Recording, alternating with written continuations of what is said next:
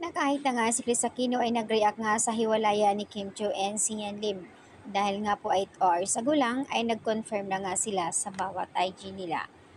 Nag-react naman itong si Chris ayon sa kanya, yakap ng mahigpit, Kimi, na merong emoji na iyak and heartbroken.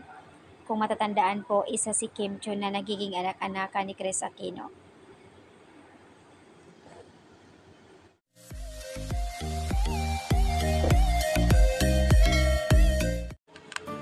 Ito na nga ang pinaka-the biggest breakup 2023. Grabe. Ang hiwalayan naman na Liskin ay tahimik. Dito ay nag-trending sa social media ang hiwalayan ng Katniel.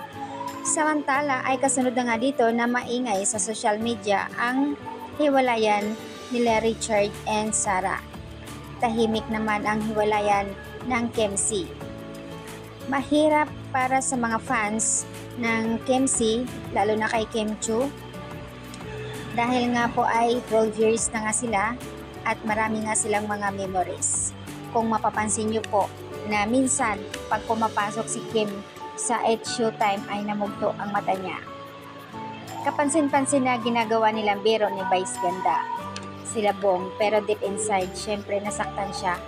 Nakatalikod si Kim umiiyak. Mabuti na nga lang daw andyan kanya mga kaibigan sa Showtime na talagang todo suporta para sa kanya. Ito na nga ang pinakamalaking biggest breakup 2023. Sobrang nag-trending. The Motivate na ang magiging single na ngayon. Mahirap ba ang magmahal ng magmahal? Patagalan ba to ng relasyon bago maghiwalay? Sobrang naluluka ako dito. Ang mga sikat pa ang talagang